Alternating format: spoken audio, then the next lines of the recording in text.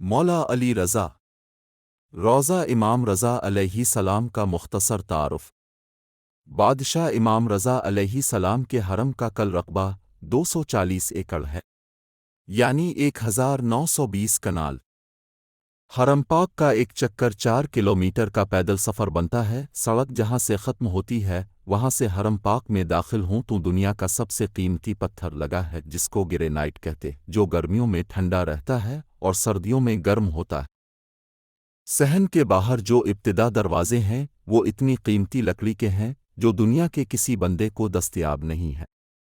پھر جب صحن ختم ہوتا ہے تو آگے شروع ہو جاتا ہے حرم۔ حرم پاک کے جتنے دروازے ہیں وہ سب کے سب سونے کے ہیں۔ ایک دروازے میں گلوب کی طرح لٹکا ہوا ایک فیروزہ ہے۔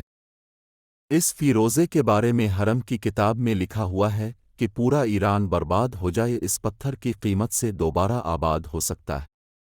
بادشاہ رضا کے مہمانوں کے لیے جو سبیلیں ہیں وہ سونے کی ہیں، اور جو پینے والے برتن ہیں وہ چاندی کے ہیں۔ جو ہی صحن ختم ہوتے ہیں آگے جوتے اتارنے کی جگہ ہے جدھر زوار اپنی جوتیاں اتارتے ہیں۔ وہاں پر میرے بادشاہ کے 8000 نوکر کھڑے ہیں، اور یاد رکھنا وہ دنیا کے کو عام بندے نہیں ہوتے جو بے روزگار ہو اور چلا جائے اس کام کے لیے۔ اس میں 90% لوگ ایران کی فوج سے ریٹائرڈ میجر جنرل، کرنل اور بریگیڈیئر جیسے آفیسر ہیں جو ریٹائرمنٹ کے بعد درخواست دیتے ہیں کہ ہمیں پینشن نہ دیں، بادشاہ رضا کے زواروہے کی جوتیاں اٹھانے کی نوکری دی جائے۔ دنیا کا کو 7 سٹار ہوٹل اتنا خوبصورت نہیں جتنا رضا بادشاہ کا لنگر خانہ ہے۔ جہاں تک میں نے ایک عالم دین سے سنا تھا کہ وہاں ہر زوار کی عرش کے فرشتے مہمان نوازی کرتے ہیں۔ یہ جتنی بھی چیزیں ہیں سونا، چاندی، اینٹیں، پتھر، ان سب کی فیکٹری امام کی اپنی ہے۔ کچھ صحن ایسے ہیں جن کا رقبہ بہت وسیع و عریض ہے، ان کو صحن بزرگ کہتے ہیں۔ صحن میں جو بزرگ ضیفہ معذور زوار مہمان آتے ہیں ان کے لیے صحن میں امام کی گاڑیاں کھڑی ہوتی ہیں، اس لیے کہ میرا زوار چل نہیں سکتا اسے سواری پر لے کرے۔ 3 منزلوں پر محیط میرے بادشاہ رضا کی زر مبارک۔ ان تینوں منازل کی زیارت کی جاتی ہے۔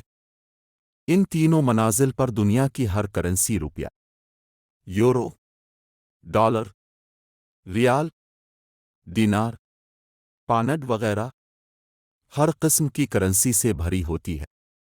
ایران پر تقریباً 45 سال سے پابندیاں ہیں۔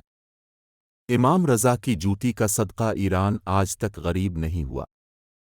مملکت ایران مقروض ہے اس 8ویں امام کی۔ لاکھوں کی تعداد میں مولا کی فیکٹریوں میں ایرانی لوگ ملازمت کرتے ہیں۔ کروڑوں گھر امام کے سہارے سے پلتے ہیں۔ 4 کلومیٹر میں پارکنگ ہے جہاں پر صرف وہاں کام کرنے والوں کی گاڑیاں کھڑی ہوتی ہیں۔ یہ ہے ایک مختصر تعارف امام رضا علیہ السلام کا جو 8ویں امام ہے۔ ایران پر 45 سال سے پابندیاں ہیں، لیکن اس ایک امام کی زیارت کے لیے پوری دنیا سے لوگ آتے ہیں۔ ان کا دیا ہوا اتنا کچھ ہوتا ہے اور امام رضا کی برکت اتنی ہوتی ہے کہ پورا ایران کبھی غربت میں نہیں جا سکتا۔ جو ہی صحن کوثر میں داخل ہوں تو آپ کو چائے کی سبیل نظر آئے گی جہاں روزانہ قہوہ پلایا جاتا ہے، جہاں لاکھوں مرد و زن اس قہوے سے فیض یاب ہوتے ہیں۔ امید کرتا ہوں آپ کو ہماری یہ ویڈیو پسند آئی۔ ویڈیو کو لائک کرنا مت بھولیے اور اس کو اگے دوستوں میں شیئر کیجیے۔ شکریہ۔